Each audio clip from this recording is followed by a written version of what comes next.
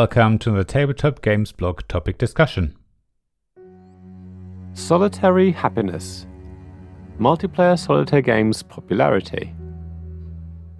An interesting question Phil Gross recently asked is why low interaction games are so popular these days.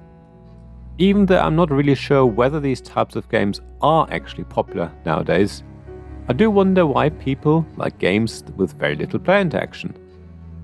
So in this article, I want to look at the attraction of games that are either completely multiplayer solitaire or provide very little opportunity for players to interfere with each other's game. Personally, I love games that have a good amount of player interaction, both negative and positive. Mind you, I only love these types of games when there are at least 3 of us playing. Especially games with negative interactions in a 2-player setting often feel too aggressive to me. If a game forces me to apply a negative effect on another player, when that effect has no benefit to me, and there's only one other player in the game, it's particularly stupid in my view.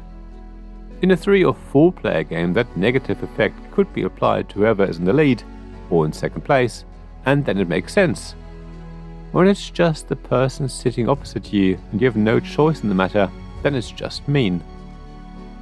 I suppose that's actually one reason why some people love multiplayer solitaire games, where nobody can be mean to anyone else around the table.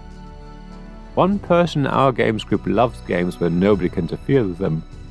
I think, generally speaking, they don't like meanness in games, not only when it is directed at them. They aren't particularly comfortable having to choose another player to negatively affect in some way. I guess they prefer games where everyone just pits their wits against everyone else. They don't like it when there are ways to trip other players up. It's a bit like running a race. Whoever is the best runner wins. Doing something to slow other competitors down is not allowed and unsportspersonlike. It's the same for multiplayer solitaire board games. You just do your own thing and develop the best possible strategy to win. Nobody is allowed to interfere and force you to change your approach. There is another reason though. That player in our games group who hates direct player interaction is also usually the person who wins the game.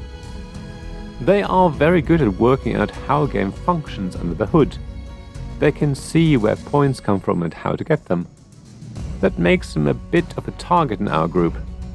However, even when 2 other players gang up on them, they still often manage to win.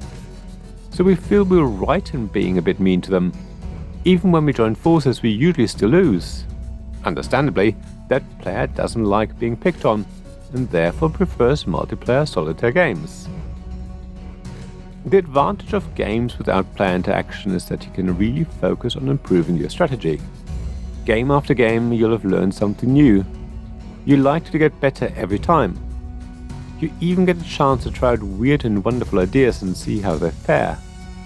I suppose that's not always true of every game without player interaction. It will depend on how variable or random these games are, but in principle, they are better positioned to let you really focus on your own way of playing. Multiplayer solitaire games can also allow you to get into your zone. They can become meditative and allow you to switch off. I suppose that's one reason why I don't usually like these types of games. When I play with friends, the social element is important to me. If I just focus on my own game and don't interact with anyone else around the table, not even within the context of the game, then there's something missing for me. However, if you are not comfortable in a social setting, then a game where you just do your own thing within the magic circle of the game is probably really useful. I suppose that's one of the reasons why many people love solo gaming. There's nobody else who will mess up your plans other than the game itself. They can just do their own thing and focus on playing. It's probably even more of an immersive experience in a way. Without table talk or other people trying to talk to you, you can really dive into the setting and fully experience the story that the game is trying to tell. So far, I haven't explicitly said that I was talking about competitive games. I would say that the terms multiplayer solitaire and player interaction usually apply to these types of games. However, if you don't like player interaction, especially negative one, then maybe you'd like cooperative games. These aren't multiplayer solitaire games as such, but there's certainly no direct player interaction, at least not any negative one. At the end of the day, solo and cooperative games are really closely related. I know that not every solo game works as well with more than one person, just like not every cooperative game provides the same experience when played by yourself. However, there is certainly a lot of overlap. So I would say that if you don't like player interaction, then solo games and cooperative games are something you should probably try. I actually quite like cooperative games. It offers me a mix of social interaction while also allowing me to focus on my own game. I know that everyone around the table is on my side. We are all trying to defeat the game. Nobody is waiting for an opportunity to be mean to anyone else. However, there's usually no time in cooperative games where you can just focus on your own game and nothing else. So you probably won't find the meditative element that solo or competitive multiplayer solitaire games can provide. As you can tell, I found it hard to understand why people hate player interaction so much. I hope I was able to identify some of the reasons why multiplayer solitaire games are so attractive to some people. However, I do wonder what you think. How do you feel about player interaction in games? Do you relish games where people have to be a bit ruthless and sometimes mean to each other? Or do you much prefer a harmonious game? Does it depend on the people you're with? What is it that you enjoy about games?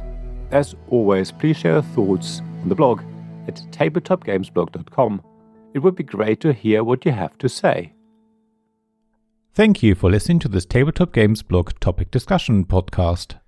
Please check the description below for links mentioned in this episode, as well as to the written version of this article on the blog. If you enjoyed this episode, please subscribe, give us some stars or leave a review. Please also tell your friends about me, and if you want to offer financial support, check out my Patreon and Ko-fi pages, links to which you'll find in the blog at tabletopgamesblog.com. So thank you again for listening, and I hope to see you again soon. This podcast was made possible by the generous help of my supporters. Royal Patron Sean Newman, Magic Champion John Risley, Castle Guards David Miller and James Naylor, Dice Masters Alex Bardi, Paul Grogan and Robin Kay, and Shining Lights Jacob Davis, Gavin Jones, Vukashin Nizovic, Sarah Reed, and Richard Simpson.